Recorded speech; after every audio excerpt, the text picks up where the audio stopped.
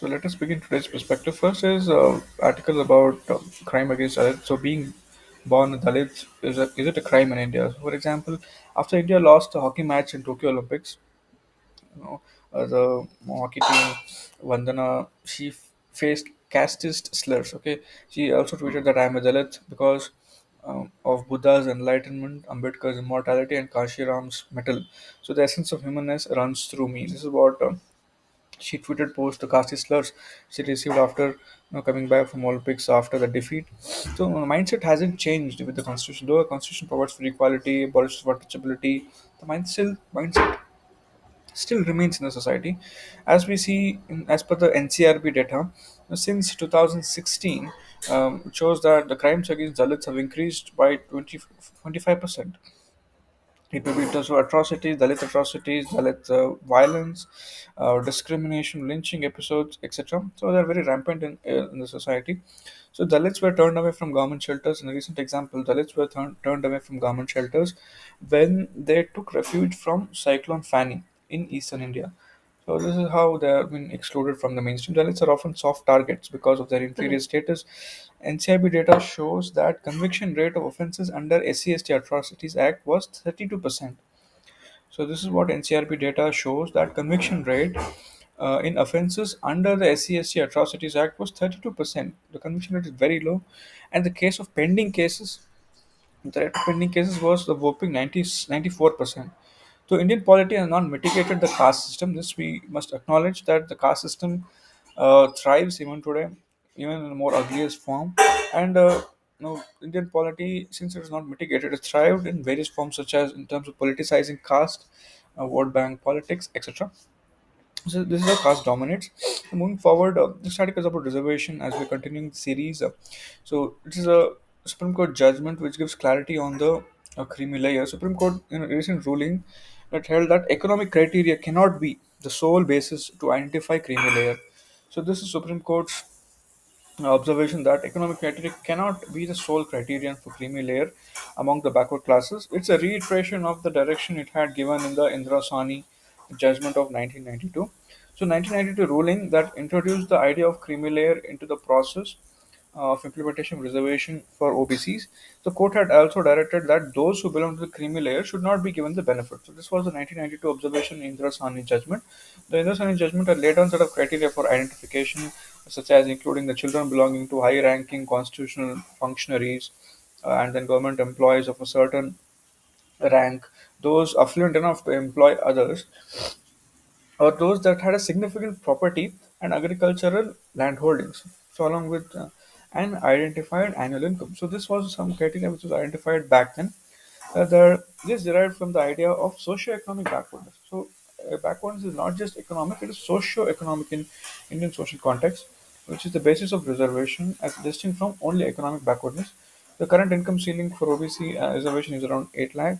The backwardness, how Constitution sees backwardness. Backwardness, as envisaged by Constitution, is a socio-economic condition, and it should not be broken up in a society. Uh, in a society solely social or purely economical.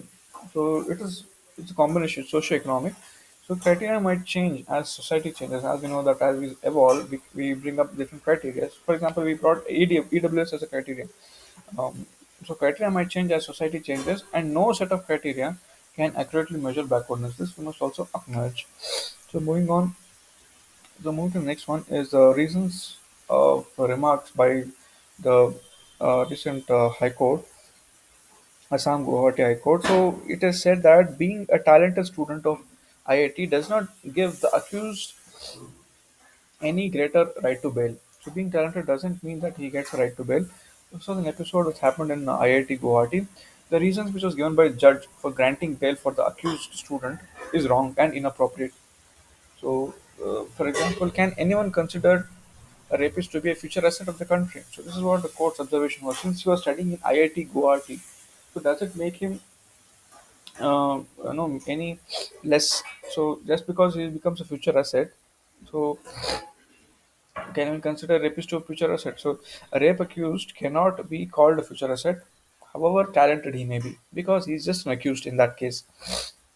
Observation shows yet again that even judges of the high courts need greater sensitization on sexual crimes. So the Guwahati High Court's observation should be removed from the records in the interest of justice, fairness, and good sense. So next is about America's Asian policy. As we know that the Afghan exit of US is hardly be criticized.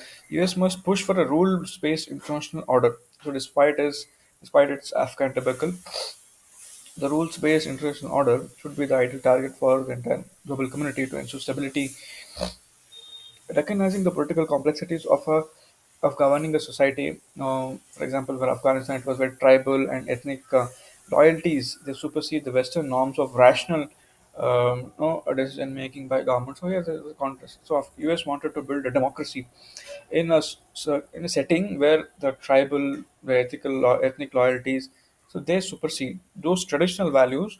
Actually, superseded the democratic modern values. That is why democracy could not be firmly established in Afghanistan. That must include everything from. And now, what America can do is it has to reach out to all. For instance, it must include even the Pakistan's ISI's shadow dealings through its proxies in the neighborhood, such as the Haqqani network, and China's relentless push, for access to the economic projects of BRI and also the mineral access, and also India's civilization and soft power politics.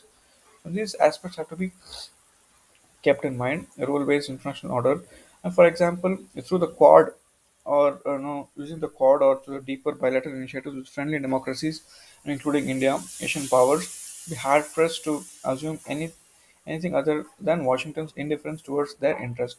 so so the danger the danger for the West of considerable so the danger for the West of considerable blowback that could emerge thus are at least twofold. So, what are the two dangers if we see that? First is Afghanistan's cyclical transition. So, this is a cyclical thing which is happening in Afghanistan that there's a West occupied territory and then they will abandon it to a nation where ultimately it will become a breeding ground for global terror outfits. So, this cycle repeats. Then again, there is some invasion, some Western occupied thing. So, this instability is one thing.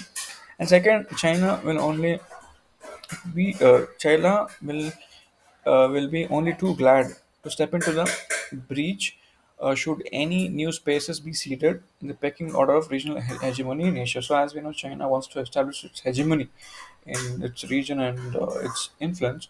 Uh, so, this might also be a power vacuum which China would like to fill.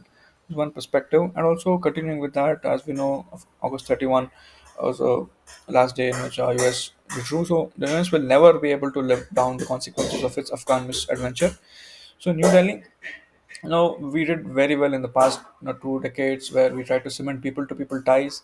We invested in the symbol of democracy, that is parliament, provided developmental aid, the 3 billion line of credit, expanded its diplomatic presence in the region. We also stayed away from any establishing any military presence.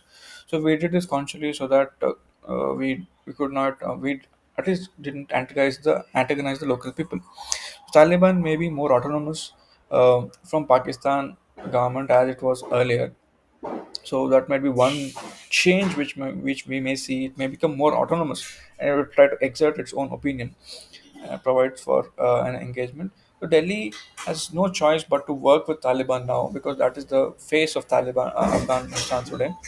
Quietly for now and openly sooner than later, maybe cloudly now sooner or later, to secure our own interest in the region. So moving forward, this is an important article from the climate change and cities urbanization perspective. So, Mumbai, as we know, the Brihan Mumbai Municipal Corporation has launched the first Mumbai Climate Action Plan. The first Mumbai Climate Action Plan announcing by city is a welcome development. So, the city is part of the C40 Cities Climate Leadership Network. So, it's a global network of cities, C40 Cities Climate Leadership Network. As part of that, Mumbai has launched its climate action plan. So the city, in collaboration, it is done with World Resource Institute India. So this plan will focus on 6 areas: that is waste management, which is a crucial problem in urban areas; sustainable mobility, again a major driver of pollution, traffic, etc., and also clean energy, because energy drives cities, and it has to be clean in the context of a transition towards fossil fuel based energy towards non-renewable sources. Urban flooding, it's an annual phenomenon in Mumbai. Water management, and urban green cover and biodiversity, because we have plan to develop urban forest also. So urban green cover and biodiversity and air quality. So these are the broader aspects here. And then Mumbai is one of the most vulnerable cities to climate crisis induced hazards. So it's one of the most vulnerable cities to climate crisis induced hazards because of its location towards the coast, western coast. For example, Mumbai is vulnerable to sea level rise because of the thermal expansion of Arabian Sea. Sea level rise has potential. Then there's storm surge because of tropical cyclone. There's urban flooding. These are the annual things which climate crisis induced hazards which Mumbai is facing every year. Apart from that, there is extreme weather events. Going to increase, we know, because of the IPCC report. Arabian Sea is becoming another hotspot for tropical cyclones in comparison to Bay of Bengal because of rising temperature. So, Intergovernmental Panel on Climate Change special report on ocean and cryosphere in changing climate in 2013 had warned that economic losses due to extreme flooding in coastal cities would increase 166 times. So, economic losses would increase 166 times more by 2050, and Mumbai will be one of the worst hit because of its location. So, this important perspective on the Mumbai climate action plan we can quote with respect to urban solutions, or how a city should respond to climate change through climate-based policies. So this is the areas also we must focus. So moving forward, as we know, Kerala's experience with COVID is being very different from the rest of the country in the second wave and continuing with the second wave. The Kerala's crisis is due to mutant strain of the original virus. The virus is mutated, and because of the extremely poor containment and the home quarantine policy, you can say. So Delhi's experience, when we see during its peak of the second wave, what Delhi did was it did localized lockdowns, targeted lockdowns. There were stringent restrictions and an effective containment policy, because this is what is needed to contain COVID. But one shining light is Kerala's case fatality rate is very less, which is 0.5% in comparison to the entire country, which is around 1.3%. So Kerala also has a superior quality of public health. This is a lesson which other states can take, and because of that, we can see such a low case fatality rate in Kerala. The good public health. So the silver lining here, as a conclusion, can be a good public healthcare system. It can lessen the impact of even an enduring wave of infections. Despite a peak, despite wave, any COVID waves, so a good healthcare system, it can lessen the impact of it can act as an effective shield. So states should work towards building a good, robust public healthcare systems. So moving forward, as we know, in the process of digitization and e-governance, we have been witnessing an IT portal mess.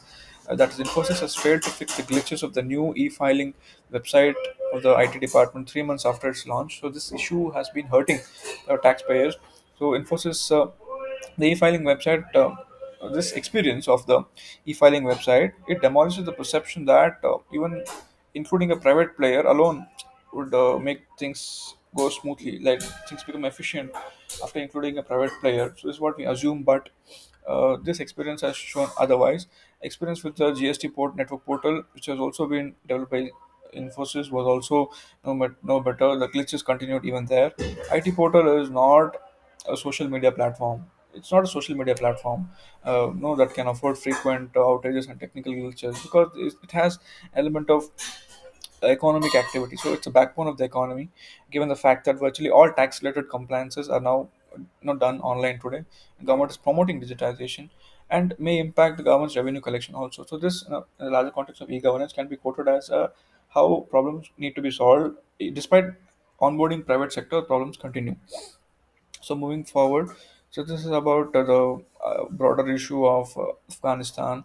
So no mission ignominy, there's no shame in telling that Afghan's U.S. mission has largely failed. It has claimed lives of more than 2,400 soldiers in its longest battle.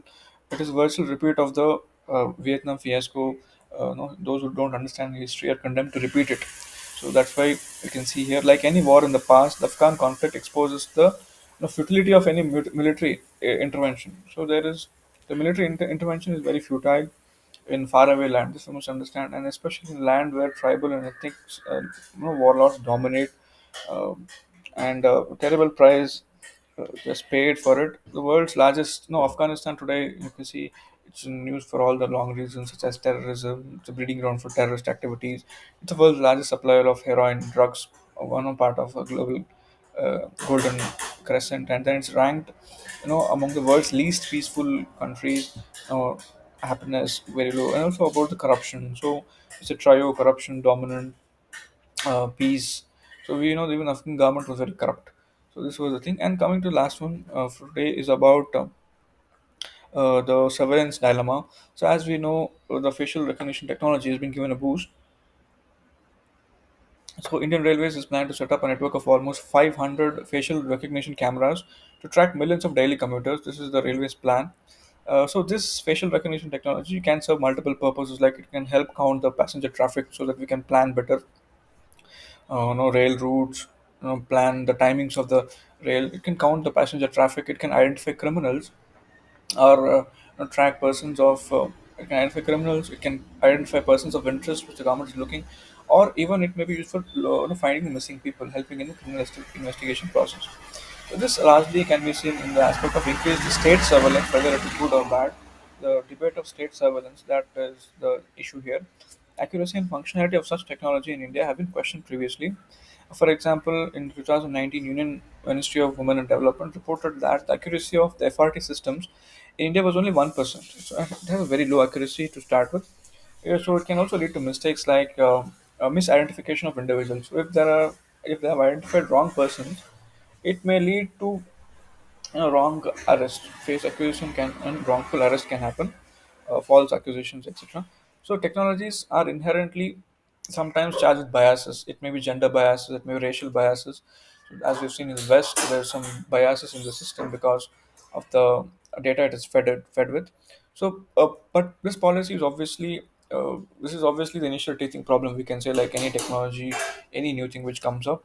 So, national automated facial recognition system which, for example, China government is using artificial intelligence based systems for racial profiling. So Supreme Court, especially in 2017, it ruled that fundamental right to privacy, it is a fundamental right. Citizens have the fundamental right to privacy, and this can be ensured only when India has the necessary data protection laws. So currently, if you see, India does not have the necessary data protection laws to ensure that this fundamental right to privacy is preserved. So for this right to be preserved, what is done to be ensured that we must focus? So we need strong data protection laws, and then the issue of informed consent. So informed consent is necessary to use such surveillance systems which are purportedly in place put in place for public safety. So this aspect is important in the larger context of surveillance state, its benefits, its cons, aspect of privacy, data protection. So these dimensions have to be kept in mind. Moving forward, the last one is setting new trend. This is about appointments of judiciary. In one go, 9 judges were appointed. It sets a new precedent. The best takeaway has been the in this context is the greater gender diversity, gender inclusivity. So with the appointment of 3 female judges, so 3 female judges being appointed in one go, kind of historic move. And certainly, this will improve the process of bringing more women into judiciary. What will it do? It will improve the process of gender-sensitive cases when judiciary is dealing with them. As we have seen, certain stereotypical remarks of misogynistic and patriarchal remarks by judges.